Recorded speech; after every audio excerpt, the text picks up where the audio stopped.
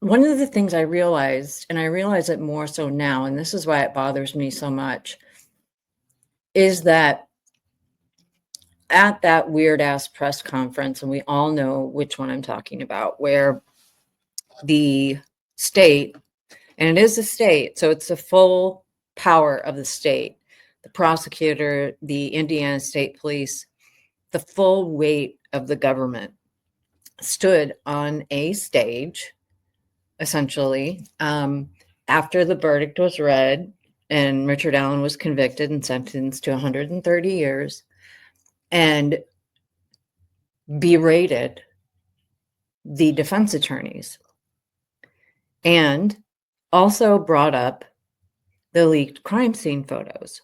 Now, we can all agree leaked crime scene photos are bad. Not gonna, climb up on a cross and get all, high and mighty about it. It's what it is. It happened. I'm not trying to make less of it. However, to relentlessly flog 3 public defenders that were the only thing standing between, and take Richard Allen's name out of it, standing between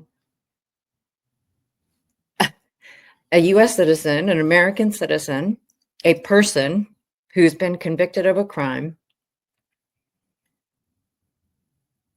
berating them for doing their job and for continuing to berate them over a leak that,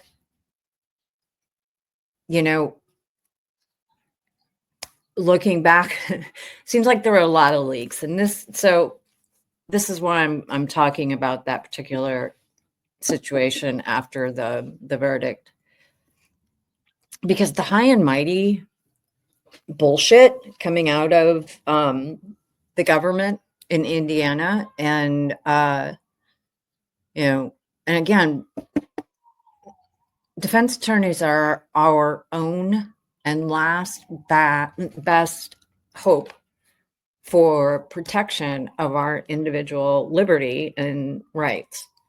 So when you have this sort of rapturous celebration of the dressing down of an entire, defense team, it's real gross. It's really gross. And it's especially gross when you realize, going back to when the case was, I don't know if it was, I guess it was before Richard Allen was arrested. Oh my God. Stand by. It's a wambulance. New York City. We live right around the corner from Firehouse. Anyway, so it was in 2022, so before the arrest of Richard Allen, and lo and behold, Murder Sheet gets a hold of a warrant, and it's for Ron Logan's property. So that was back in, as I said before, it was first on their podcast. They read it verbatim, and May 17th, 2022. One of the things that's interesting about this to me is that, let me play something here if I can sort it out. There's a very, very interesting Doug Carter situation. Hang on. Thanks for inviting us in. Tonight, a leaked document for the early days of the Delphi investigation gives new insight into where investigators had their focus immediately. Did you hear that? Let me play it again. Thanks for inviting us in. Tonight, a leaked document for the early days of the Delphi investigation gives new leaked document for the early days of the Delphi investigation. What did he say? New leaked document for the. Thanks for inviting us in. Tonight, a leaked document for the early days of the Delphi investigation gives new insight into where investigators had their focus immediately after the murders of Abby Williams and Libby German. A sealed search warrant obtained and revealed through a podcast shares grim details about the crime scene, and the police interest shares grim details about the crime scene. So back in May, I believe there was one in March as well, leaked by Murder Sheet. Not my words. That's this gentleman, whoever this is. What's his name? I don't know. From Channel 13 WTHR. He said new leaked documents. So, yeah, that's interesting, right? So Murder Sheet somehow got documents from Ron Logan, his arrest warrant, and released them. And as you heard, revealed new grim details about the crime scene. Yes, I know it's different than photos. I get it. But there's a moral high ground here that is gross. And I'm going to get to why specifically it's gross, having to do with Murder Sheet. So I want to play one more little bit here and then be done with it. But this is important because, what's his name? Doug Carter was big mad at, who could be sharing these things from the crime scene, right? These leaks that the defense did.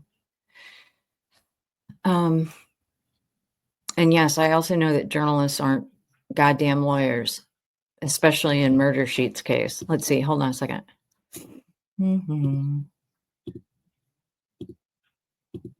There's a part here that is important.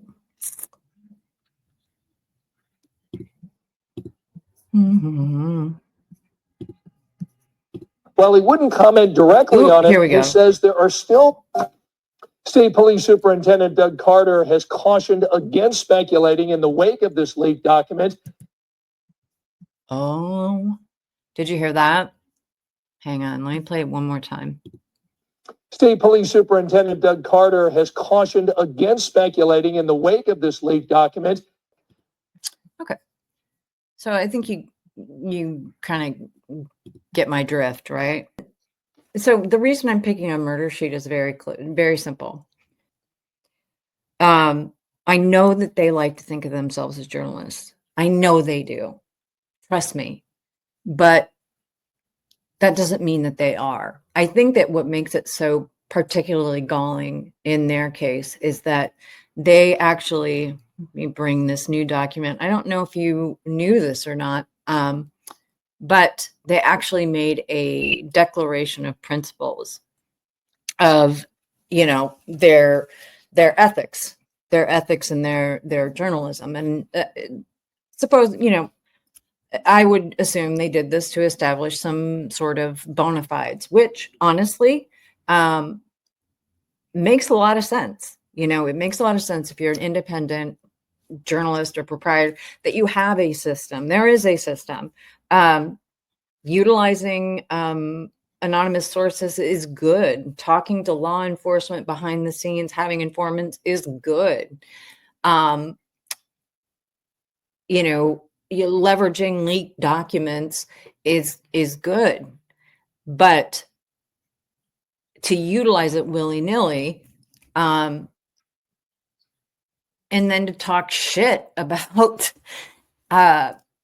the true crime community, whatever that is to whoever, I guess, is pretty gross. And so this declaration of principles, they actually have it listed on one of their episode pages, but I just decided to go ahead and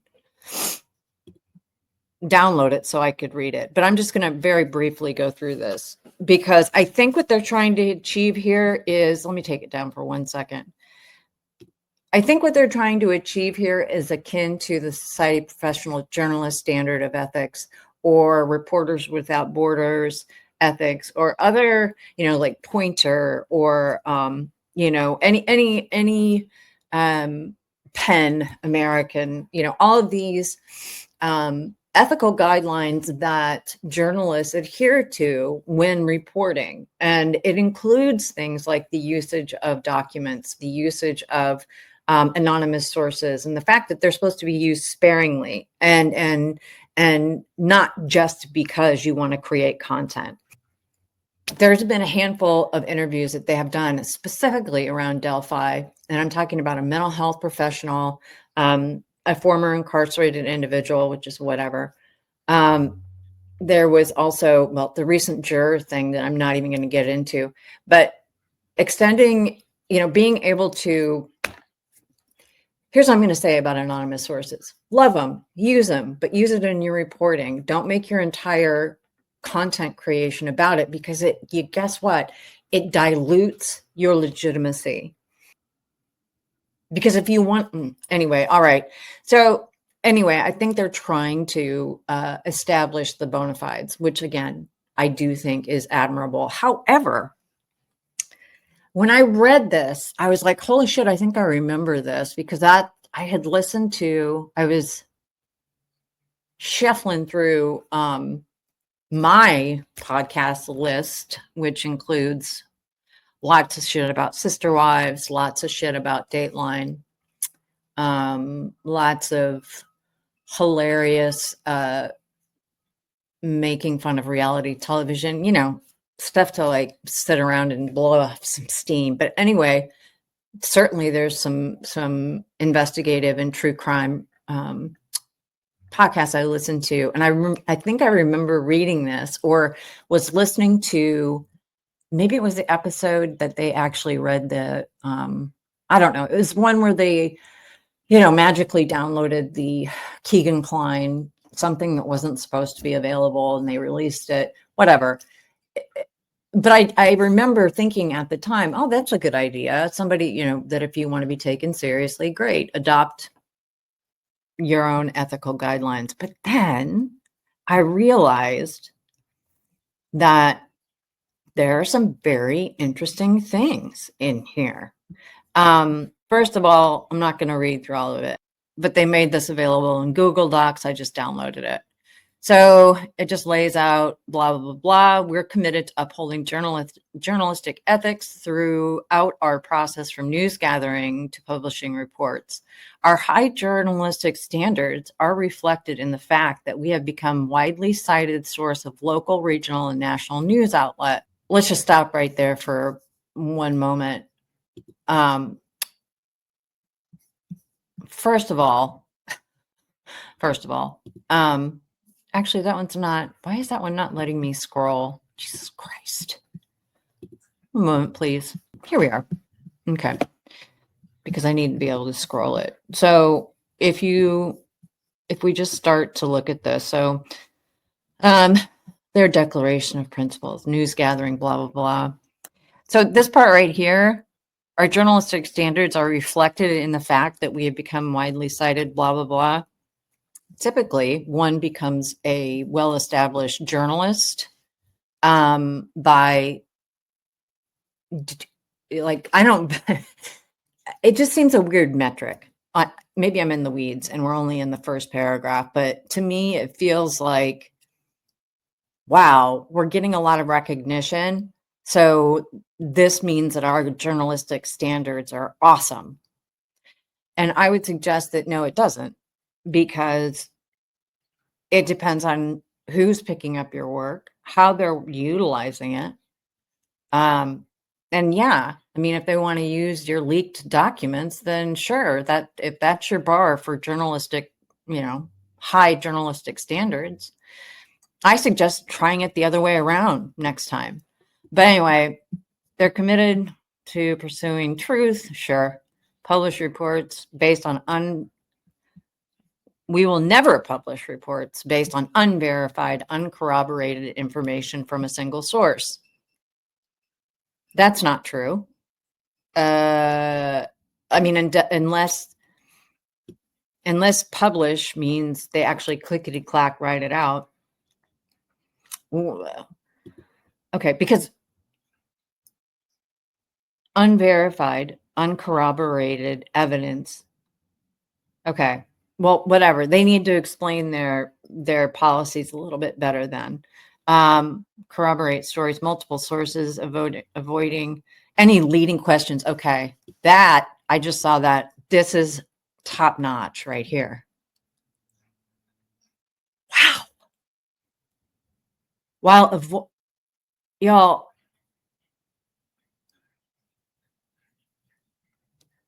I can't. Mm-mm. They publish this. They publish this while avoiding any leading questions in the process. Bullshit. Bullshit. My God. What reputable sources? On record, confidential, expert. Okay, great. Court and police files. While avoiding leading questions in the process. Nay, I beg to differ. I mean, did you hear your interview with the juror kvetching about how creepy things were and giddily laughing? Jesus wept. Oh God. Here's a nice one. So when you want to look at section 1, subsection C, in the event we publish an inaccurate report, we are committed to correcting the record. I don't know if they have or not. I don't care. Again, here's another one. And this one to me is the whole enchilada because it really makes clear what their mission actually is. We will look with a fair but critical eye towards entities that we report on, such as law enforcement and the true crime industry as a whole. I mean, so I'm just wondering now, did they scrape this together before or after they landed their book deal to cash shade on the sketchball environment of YouTubers and podcasters? I'm wondering now how much of their focus on the true crime or being critical, or they will a fair but critical eye. What was fair but critical when you released information from a private Discord server? I mean, I've never been on a Discord server, I don't think. No, I haven't. I don't even. Anyway, you went through and you just absolutely threw all of these people under the bus. Just chucking them on out there, private citizens. Boop, boop, boop. Christ on a cross. You know, we're fearless. And okay, here's another one. We're fearless when we're reporting on powerful entities and individuals. We seek to hold the powerful accountable. Again, I am going to call bullshit.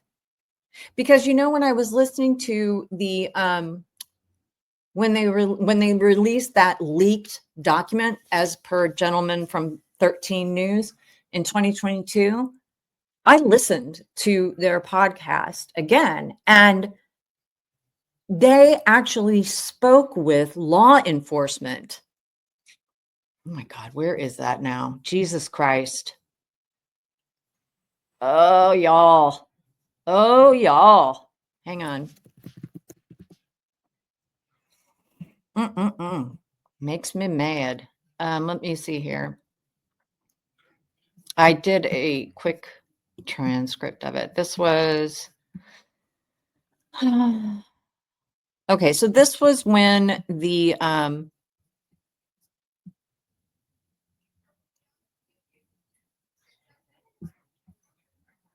okay. So this is I'm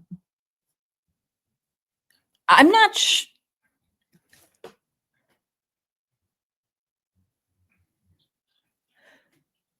so what?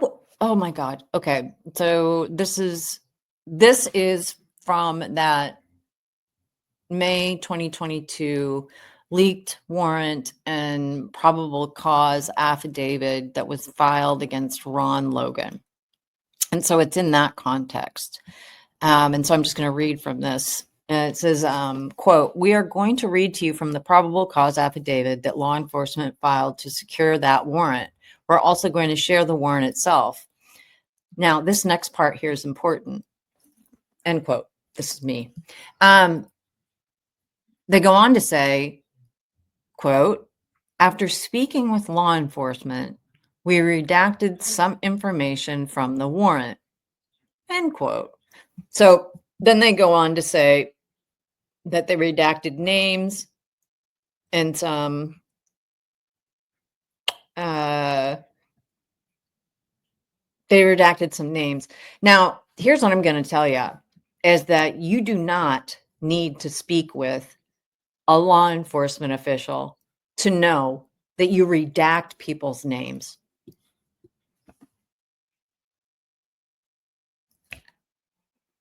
So I'm not even. So you get a leaked document. I'm trying to figure this out because it doesn't make any goddamn sense. Okay. Anyway, so let's just go back to this nonsense for a minute. So when you seek to hold the powerful accountable, okay. So the powerful, I reckon, then is public defenders. Or is it rather the full force and weight of the government? Listen, man, be as critical as you want to be, but don't be a fucking dick. And especially because your target is right here. We'll look with a fair but critical eye. Did anybody know? Am I just missing this? Maybe I just never knew. My God, is that it? I never knew that these people who I've been hearing about and gone back and listened to this shit, they've always been gunning for the quote true crime industry as a whole. Wow. I mean, it makes a lot of sense now that you think about it, that I think about it. My God. Seek to hold the powerful accountable, blah, blah, blah. When reporting on an active case, we work with law enforcement and other entities to determine and assess the risks or lack thereof of publishing specific pieces of information. Now, here's what I'm going to tell you about this. The way that they have this written, they would have just been better to have cut and paste some basic guidelines from the SPJ because they're giving the game away here. It doesn't say any of this. And now this is, again, they own this, right? This is their declaration of principles. So what they're declaring to you is that they are going to work hand in glove with law enforcement. Now, I want to make clear that if you are an ethical journalist, there are standards to which you judge level of harm to individuals, non-public officials. You judge that harm because you just know that that's what you do. There's nothing that says you work with law enforcement. That's not journalism, friends. Jesus Christ. You aren't fearlessly reporting if you're working. And I don't, I've reported from all over the goddamn world. And they're telling on themselves. I just realized this.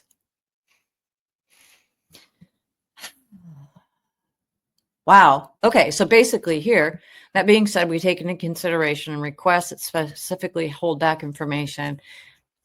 See, here's another thing. And if there's holdback information and you're working with an actual editor and you're not just a married couple editing each other, your editor, my editor, I've had stories killed before that I put tons of effort into because we don't go forward with X if there's holdback information.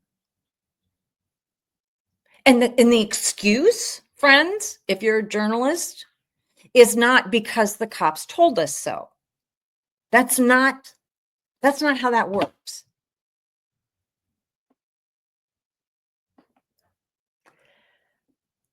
It's basically what this is actually an advert for people to come forward anonymously and just leak information. Now that I'm looking at it, we allow sources to remain anonymous if the individual blah, blah, blah, go on the record with prompt and face legal. Fine. I mean, but again, utilizing anonymous sources is one thing. Interviewing and broadcasting on your podcast people that will not identify themselves yet have titles like mental health counselor in a carceral system,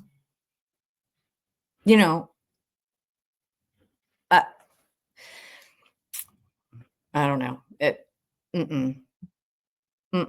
Okay, we verify the identity of anonymous sources.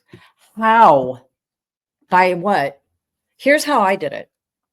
So when I was doing a lot of work with one particular outlet, my editor, Lori, there were four of us. There was the fact checker.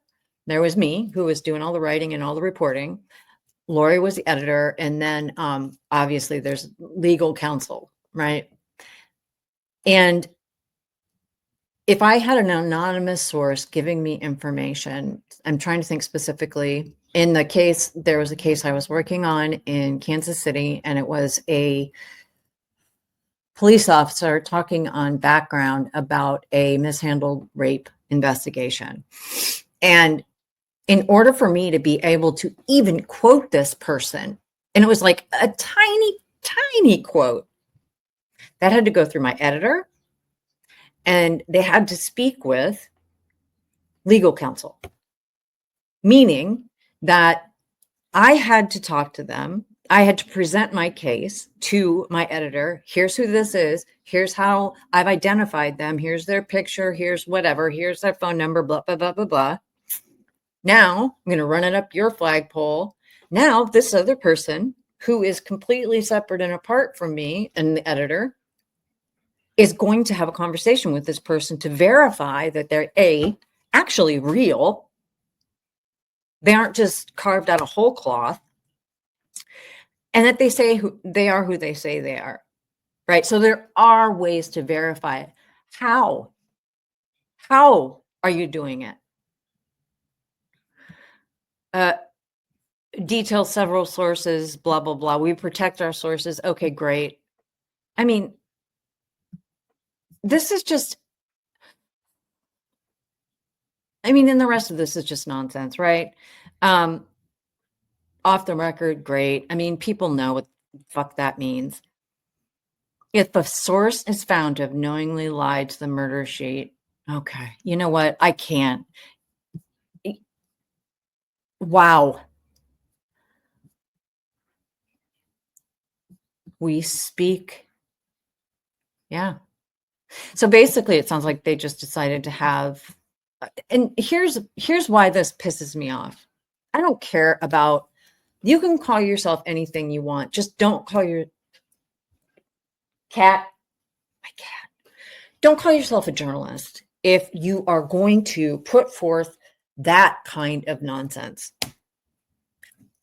Instead, you may want to consider becoming a PIO for your local law enforcement agency. I don't know.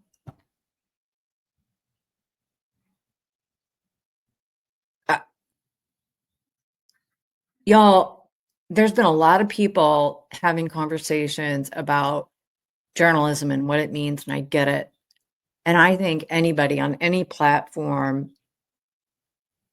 should have the ability to report on issues that they want.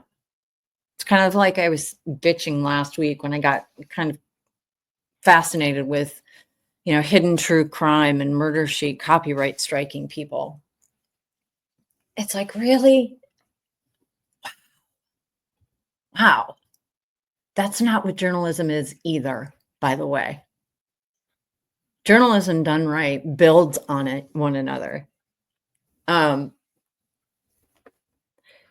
So, and it's just weird, and it's wasting people's time.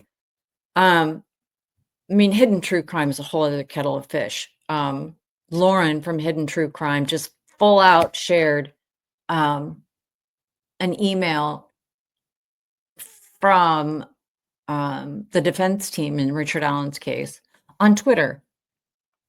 I was like, what? Just an email from private citizens. They were no longer on the case, right? Case was done. Case was resolved.